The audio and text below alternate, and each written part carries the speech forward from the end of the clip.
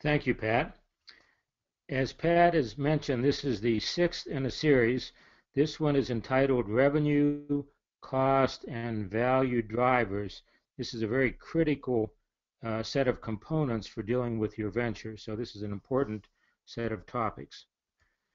What we're going to talk about tonight in order is, first of all, how to identify possible revenue streams that might be available for your venture, and then second, to associate costs and expenses with these revenue streams, and then lastly, to convert that into opportunities for increasing value. So again, a very important topic. So we're going to start then with revenue streams and talk about those first. So when we talk about, oh, it's okay. When we talk about revenue streams, we're talking about the revenues minus the associated costs. So it's actually the cash that is generated from the revenue streams that we're going to ultimately be interested in. And when we talk about this, we're talking about revenue streams associated with each customer segment that we might be targeting. And we'll be talking about market segmentation and target marketing throughout the course of these discussions. And then lastly, when we talk about different revenue streams, we're very likely talking about different pricing mechanisms, not the same price for each segment for a variety of reasons. So we'll try to look at that as well. So just to give some examples, if we have a revenue stream that is what we might be calling a single source, that is essentially a revenue stream coming from one product or service or effort. For example, if we were thinking about pushing a coffee cart through an industrial complex business building, our revenue stream would be coming from the coffee sales that came from that cart, a single revenue stream. Whereas if we're talking about multiple revenue streams, it might be the Starbucks type coffee facility that we visit, where the revenue streams might be the same coffee I talked about in the single stream, but then it might also include some food items, and then possibly some non-consumables that, for example, Starbucks has sold over time, like appliances and DVDs and the like. So multiple streams are typically going to be a variety of sources of revenues. And then we can characterize revenue streams in a different way. We might talk about interdependent revenue streams, and the classic example of that would be the razor and the razor blade, which I'm sure you've heard many times in discussion, where an organization like Gillette or some other razor company provides the razor in maybe a discounted format in order to sell the razor blades. Or perhaps more recently, Hewlett-Packard selling printers in order to sell printer cartridges. And very often, by the way, the margins are better in the disposable, the razor blades or the printer cartridges, than they are on the fundamental hardware, the razor and the printer. Another way to characterize revenue sources is via a loss leader, which is a very typical retailing type of format, where the organization gives the product away at a price perhaps right at its cost or even possibly below its cost. And it's the intention, and particularly for retailers, is to induce customers to come into their store. And the hope is, of course, that the customers will buy other products when they're in the building. So here in this chart, I provided examples of different revenue models and characterized each one of them. So for example, we could have a volume-based revenue model. Typically, that's going to be priced on a per unit or per product basis. And an example of that might be Dell Computers selling us computers. Another type of format is the subscription model, where the organization is charging a fee for membership, and that might be the typical magazine or website or various kind of clubs, or if you're familiar with it, a Zipcar. Another format might be advertising revenue based, where the the organization is selling advertising space or time. Traditionally, TV stations, MSN, Yahoo, and certainly the most prominent player these days, Google or even Facebook, are advertising revenue based. Another model type is transaction fee, where each transaction has a per unit price to it. And the example of that might be credit card companies or financial service organizations like Charles Schwab, or eBay charging a small transaction fee every time it consummates a sale from a seller to a buyer. And the last one is often called affiliate revenue based, and this is where a business is steering revenues to its affiliates, and possibly the best example of that might be Amazon. And then there are various kinds of blended revenue models. I mentioned the blended example of Starbucks just a few minutes ago. The New York Times might have a combination of subscription and advertising. Google might have a combination of advertising and technology licensing. Campus Food might have a combination of website advertising and affiliate models. And the Weather Channel might have advertising focused on home TV viewers, and then a subscription fee focused on cable operators. So I think the point of these last couple of slides is to argue that there are lots and lots of different ways to produce revenue, and ultimately what we're going to talk about today is how to focus the thinking on your revenue streams. So questions that might be posed are, if you had a multiple revenue stream, and by the way, when we talk about multiple revenue streams versus single revenue streams, generally we're talking about multiple revenue streams being more attractive both to you as an entrepreneur and to the investors that might be interested in your entity. And the reason why, of course, is multiple revenue streams have multiple ways that revenues are produced, which is certainly more attractive from a risk point of view than a single revenue stream. At any rate, the kind of questions that might be posed are, what is the nature of the multiple revenue stream that you have under consideration? Do you have a loss leader? Will the losses likely cover the other revenue streams? In a single revenue context, is it a hybrid? If it's a hybrid, what's the underlying revenue model? How quickly can the revenues increase? And then particularly, how long will it take to collect the cash following a sale? So this is very typical of certain kinds of software sales, for example, enterprise sales, where perhaps the training at the end of the installation of the software is delayed considerably after the installation, and the contract calls for the total payment of on the contract to be completed after everything is fulfilled, including training. So you may not be able to collect all the cash on your transaction, is the point there. Now, what are some of the common issues associated with revenue drivers and problems associated with each? Well, one is, of course, if you're dealing with a solution that is not a total solution. It's a minimally viable product that has limitations for the customer. It could be that you've not identified the buyer who's willing to pay. This is a very common challenge for brand new entrepreneurs who think they know what the buyer thinks, but really haven't gotten around to talking to the buyer, which is why we strongly encourage you to conduct a series of customer interfaces to find out what they are willing to pay. You may have a weak understanding of competitive prices, so you don't know how to position your product and its pricing vis-a-vis those competitors. And lastly, and we're going to see this throughout, and we talked about it last time, and we're talking about it again this time, is you don't have enough support for your sales forecast. It's a speculation not grounded in some logic.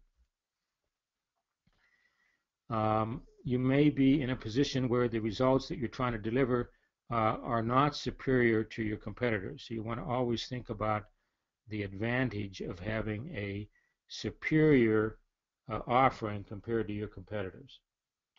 And then, of course, one of the questions is, what are these drivers of revenues and costs, and how are they related?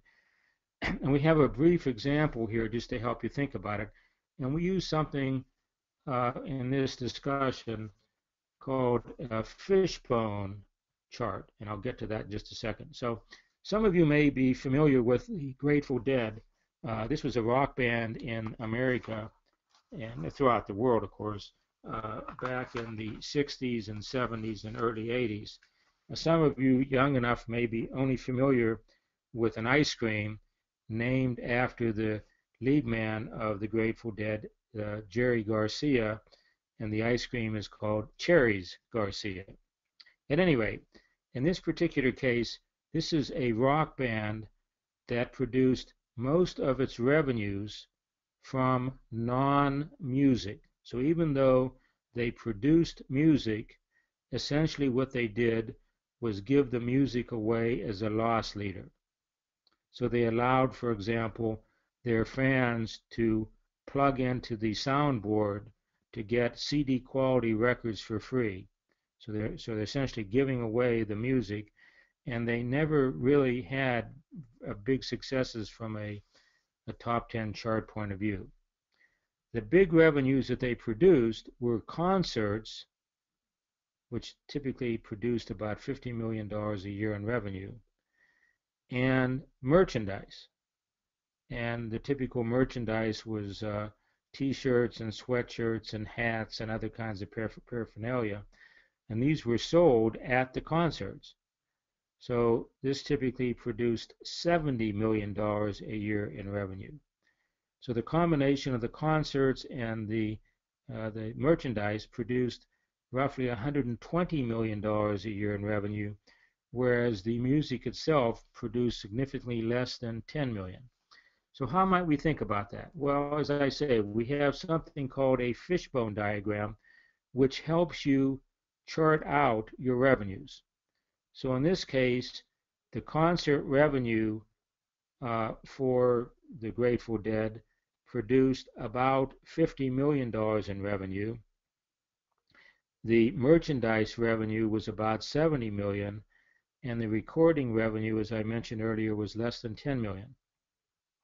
So what are the drivers that produce concert revenue? Well, of course, one dimension would be the number of concerts that the Grateful Dead put on per year and the revenue they produce per concert. How was revenue determined? Well, it's the number of tickets they sold to the concert, and it's the price per ticket. In the case of merchandise, it's driven off of the number of concerts because they sold the merchandise at the concerts, and it's the number of attendees of the concert and how much the attendees paid to buy merchandise. And then lastly, as a modest revenue stream compared to the other two, it would be in the recording revenue sense, how many albums they recorded per year and the revenue per album. And then the function of that is how many albums were actually sold versus recorded and the revenue per album for each one of those. So you can essentially break out your revenue and think about it for your own venture. And we're strongly encouraging you to think that way. So the way to do it is to break out your revenue streams. Here we're showing in the diagram that you might have 3 different revenue streams. Of course, that's going to be a function of your business. Some of you may have 1 or 2. Some of you may have 5 or 6. Not very likely that it's going to be much more than that. And then the drivers for each of those revenue streams, and to what extent can you have some impact on them, would then be the question. Now we'll talk a little bit about costs. So to familiarize yourself with cost, we want to mention that there are typically 4 types. So one type of cost, usually called a fixed cost, is totally independent of volume, meaning that the more revenue, more units you sell, there's no impact on, for example, property taxes. The property taxes are not a function of your revenue. Semi-variable costs are costs that vary somewhat with revenue. And the example of that I provided here was payroll expenses in a supermarket. What's that about? Well, you have a typical payroll expense for a supermarket day, or maybe we should think about it in terms of week. But if it's a holiday period, for example, you may put more people on and you expand your payroll expenses, or you may have overtime because it's a long holiday weekend or something of that sort. So your payroll expenses go up, but they don't go up proportionally to revenue. A third one is a variable cost, which does go up proportionally to revenue. And that might be, for example, if you're selling a hard good item, it might be the material cost, the cost of goods sold of the item, the direct cost of it. Or, for example, sales commissions, which are usually a function of the revenue produced by the salesman. And then lastly is what's usually called non-recurring or extraordinary, sometimes it's called. And what that is a special expenditure that you don't expect to have frequently. For example, the purchase of a building, or perhaps a repair of damage because of a flood or a fire or something of that sort. So it's not typical, I think, is the way to think about it. Now, if you think about the cost structures that you might have in the venture that you're pursuing, we're going to ask you to think about how you would characterize your cost structure. So, for example, in the first case, if it's payroll centered and it's a direct cost, it means that your employees are directly involved in the output of the firm. So, for example, a professional services organization like a public accounting firm or a law firm. Or perhaps it's a manufacturing firm that has manufacturing people on the assembly line. And so you can attribute the direct cost of that payroll on the assembly line like an automobile manufacturer. Whereas it could be payroll centered and be support, where the massive part of the cost are associated with the individuals who are providing the creativity, perhaps in a fashion house or an insurance company. A third type is an inventory-based situation. I mentioned here automobile dealerships. So the raw material or the finished good, in the case of automobiles would be a finished good, the inventory management issue is the primary cost activity of that type of organization. A fourth one might be where you have a high cost associated with a center, perhaps a restaurant in an affluent neighborhood, or a copy center in a high-rise, where the special cost associated with it is your primary cost. And then lastly, you would have a marketing-based, advertising-based cost, and that is very typical now of the internet-type business. So the kind of questions that are posed here when we talk about something like this is certainly understanding what the largest cost that you have or the largest cost that you have is absolutely critical, and what the relative size and importance of each of them is one another. And then lastly, and this is probably the most important question to pose, is does this cost center provide a strategic cost advantage? Most of the costs that you're going to have are going to be at parity or close to parity with your competitors. But periodically, by looking at your supply chain or your value chain, you may find an opportunity to have a big cost advantage over a competitor, and that cost advantage gives you some wiggle room in terms of pricing or some other attribute that allows you to take advantage of it.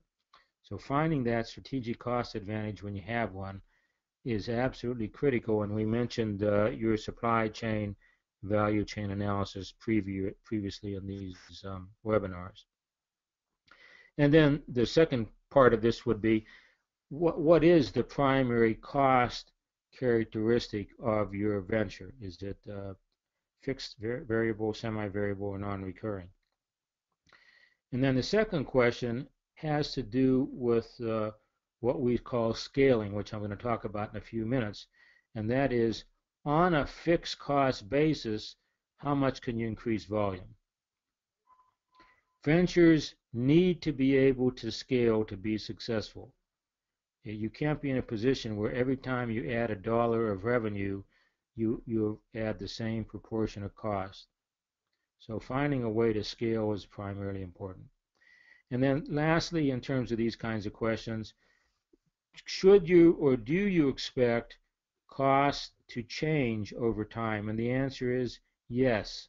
You should expect the drivers to change over time as you move through the life cycle, as your competitive situation changes, as your customer expectations change. So you're not going to identify your costs and argue that they're constant over time. They're going to be variable.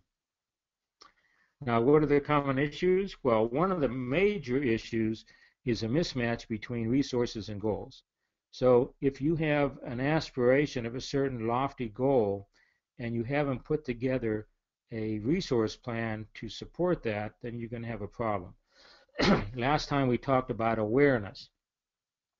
If you haven't provided enough budgetary money to create awareness, then anything else that you do is going to be on a much lower base of interest because there are not enough customers aware of your product. Second problem typically is associated with various elements of the total solution being missing. And then very often distribution costs are understated because we typically don't understand them at the beginning of the organization's life. And now similarly, we would lay out a fishbone cost diagram. And here what we're trying to do is lay out something that would be approximate to yours. And what you need to do, of course, is to structure it in such a way that it approximates how your organization is going to look. Now, if you look at this, and I won't talk about it in detail, but if you look at the selling, general, and administrative, SG&A, that is the overhead of the organization. And very often the question is posed, how do I know what my SG&A ought to be?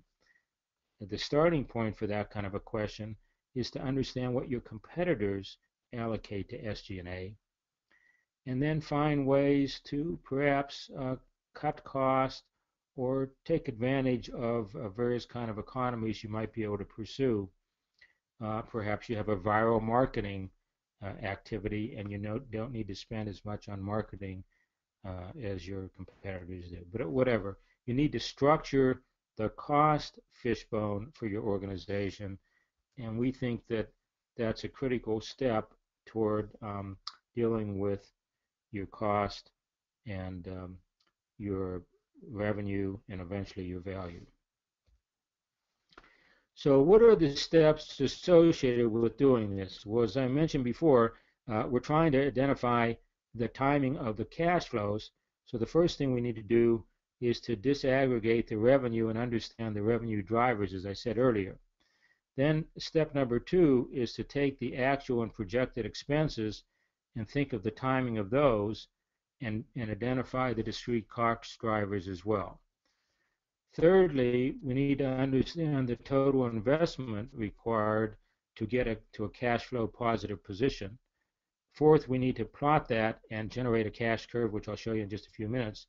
And then ultimately, we need to perform a sensitivity analysis because the projections that we do typically are going to be imperfect. And so there are approximations. We want to know how sensitive the results are to changes in our assumptions. So as I mentioned before, this activity is called scaling, and the way to think about that is how long is it going to take to get to cash flow break even, meaning that our cash coming in covers our operating needs, and then our minimum financing need is this vertical line that we have here, and that might be how much money we need to raise from outside investors or from bank loans or whatever. We'll talk about that later in a subsequent webinar. Now, I'm going to take just a few minutes to talk about revenue forecasting because that's much associated with this topic. So revenue forecasting is the process of estimating your future sales and revenue, obviously. The key point to make is you have to do this on a regular basis. You need to do it to understand your cash position and your capital needs, but even as an older going concern, you need to forecast your sales revenues for analysts or other people that are following your business. A typical approach is called a top-down approach. What is a top-down approach? It starts at a high level and it makes assumptions about the market growth rate and the company's ability to capture a percentage of that market and each year thereafter, market share in other words. What is typical of an entrepreneur is they usually start with a top-down approach, and very often they get very impressive forecasts, but seldom are those forecasts realistic. So, what are the wrong ways to forecast? Well, one of them would be characterized as a function of capacity. So when I talk about this, I always like to talk about a restaurant, for example.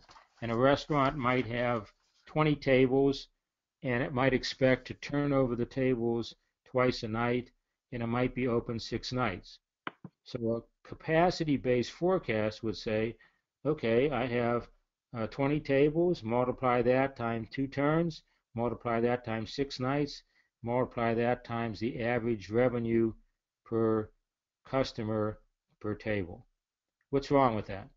Well, the whole point of the capacity issue is that we don't always sell out all 20 tables every night. And, you know, Tuesday night or Monday night, perhaps we don't have any revenues at all or hardly any at all. And on Friday night and Saturday night, we may have a standing line and we can't possibly accommodate all the people that want to come. So functions of capacity are a poor way to do it. And we could do that in a university setting by making the same multiples as the number of desks we have in a classroom. Same wrong-headed approach. Another bad approach is to use internal growth rate. We did $1 million last year. If we grew at 100%, we'll do $2 million next year. And if we grew 100% again, we'd have $4 million. The key point is not how fast you're growing, how fast is the market growing? Because you could be doubling every year and the market could be quadrupling every year, and you're falling behind. And the third one is this top-down approach that I mentioned before. This is an arbitrary small percentage of a large market. So let me just sort of give you an example of that. This example is drawn from Garage.com, a well-known incubator. So in this particular case, the opportunity from a top-down forecast point of view is to sell internet access in China. So if there are 1.3 billion people in China and we have 1% of them that want internet access, and we expect to get 10% of that audience, and each account accounts for $240 per year, then the revenue is 1.3 billion times 1% times 10% times $240 per customer comes out to 312 million. Pretty nice number. Now, what if we tried it from a bottom-up point of view? If we're using a salesperson, and a salesperson can make 10 completed phone calls per day to a prospect, and there are 240 working days per year, and 5% of the sales calls convert within 6 months, and each successful sale does bring in the same $240 of business, then if we brought on 5 salespeople, our revenue would be 10 calls per day times 240 calls, 240 days, times 5% success rate, times $240 in sales revenue, times 5 salespeople, or $144,000 in sales. Why is this a better approach than the previous one? Because in the previous one, it's going to take a number of years to know whether we got 10% of the potential audience, a 10% market share. Whereas in this particular case, as soon as we hire a salesperson and they learn the ropes, we should be able to figure out whether they're delivering on the 10 calls per day and the conversion rate that we're talking about. And every time we add a salesperson, we can compare that salesperson to the previous one and develop more confidence in our estimate. So this bottoms-up approach has the benefit of understanding and looking at how the salespeople perform. So it's a better methodology.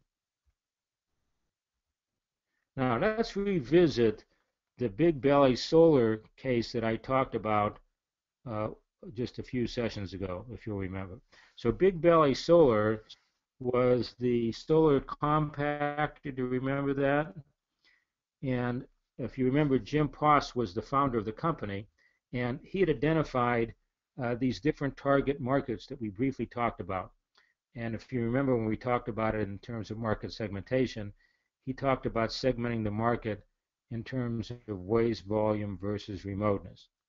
At any rate, if you talked about the total available market and what Jim is trying to do to address that market, we might do this. We might say that there are 30,000 customers. Each customer buys 20 units, and each customer pays for $3,000 per unit. That will come to $1.8 billion in revenue.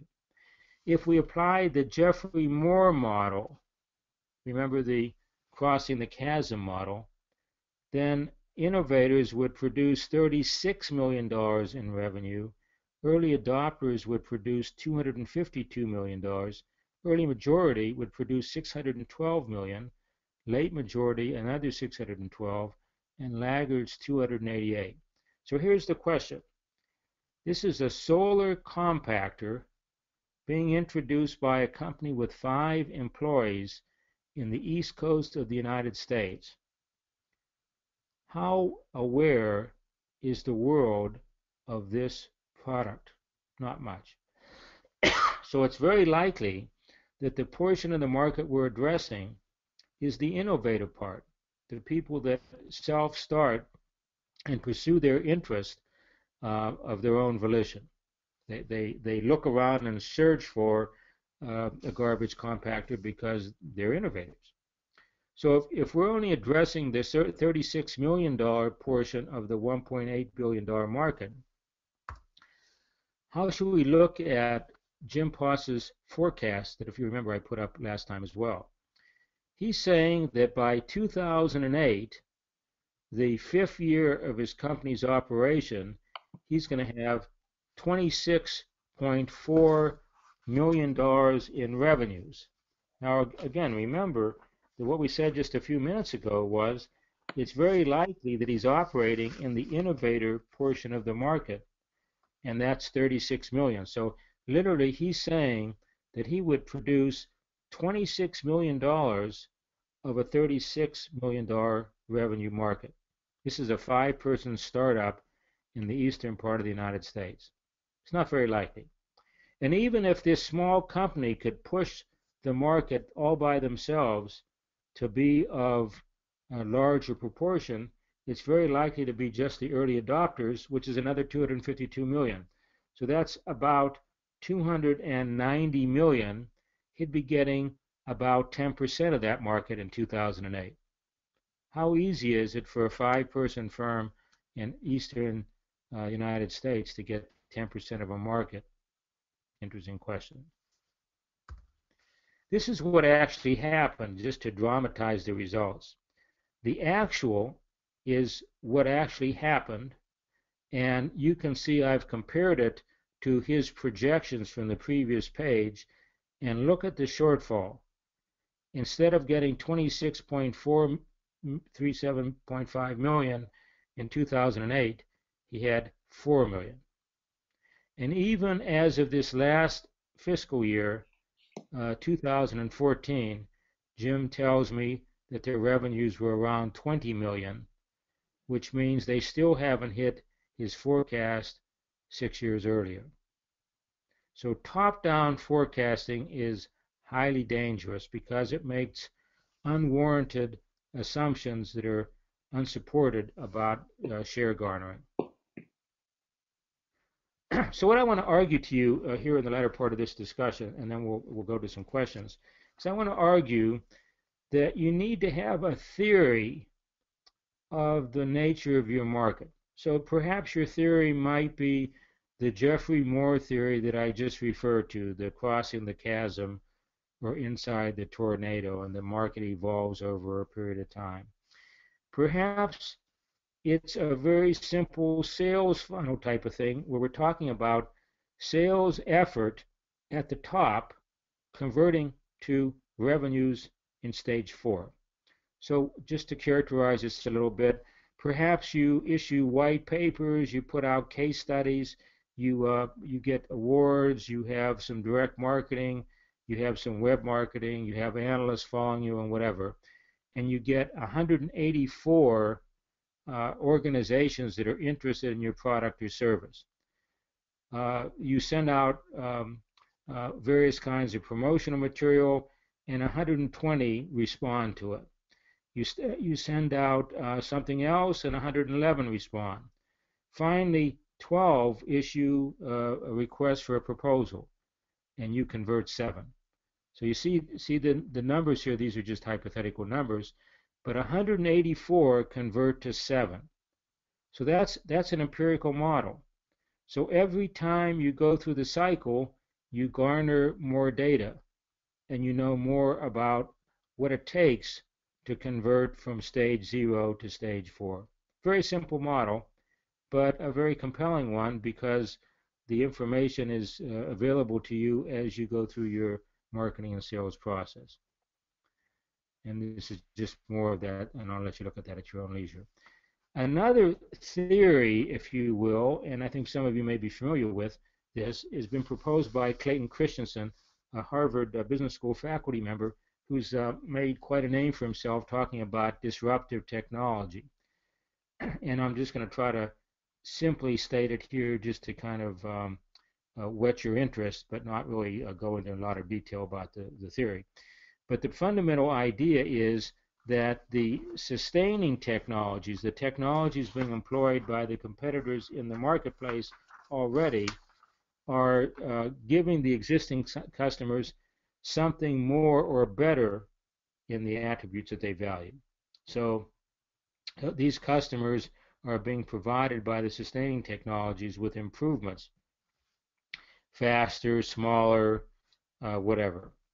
Whereas the disruptive technology that comes into the market is not offering a package of attributes that the current customers value. And in fact, very often, this disruptive technology performs worse on these kind of dimensions. So if you look at this question graphically, you see that the market can absorb quite a bit of additional attributes from the existing technology, whereas almost nothing from the disruptive technology. So what happens in this circumstance? Well, one thing happens is the question is, should the existing company stretch the technology until it meets the needs of existing customers if it's introducing that technology? Should it find a new market segment where the attributes of the new technology are valued?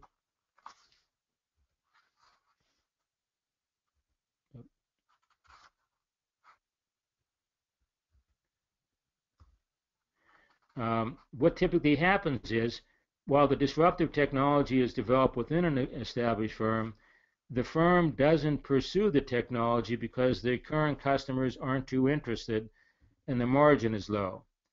So the established firm sets up the pace of its sustaining technology and kind of abandons the disruptive technology, and that's left to a new company or new companies in the market to pursue this. And Mr. Clayton looks at disk drives and other kinds of competitive technologies as a way to prove these points.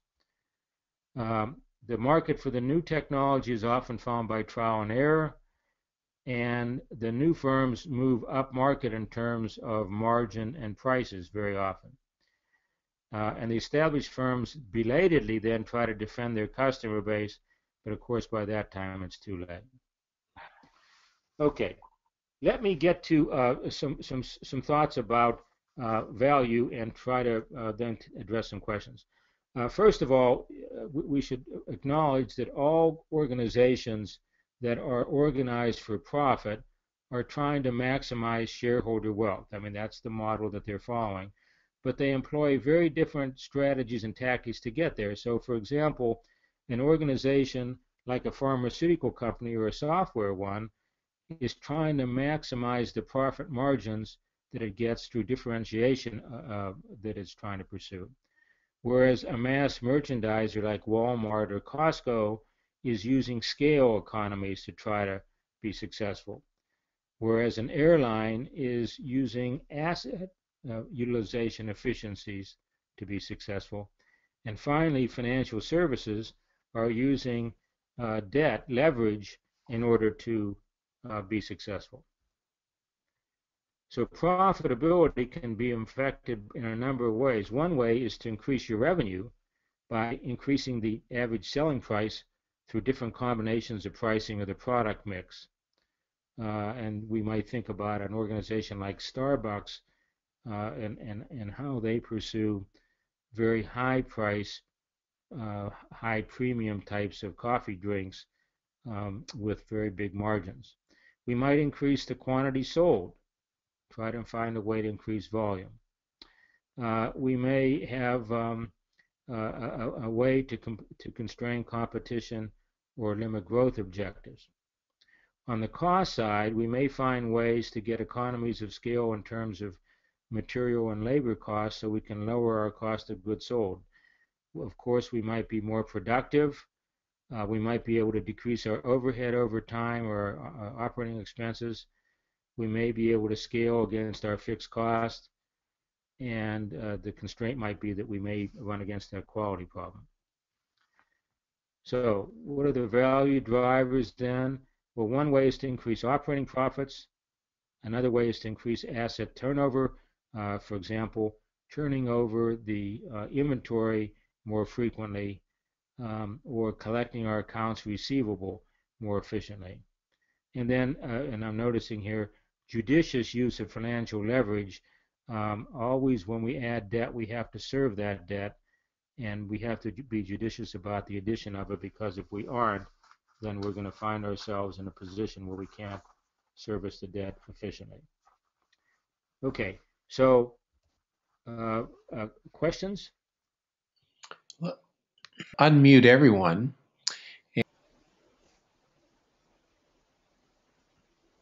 Okay, well, I sense a lot of shyness. Thank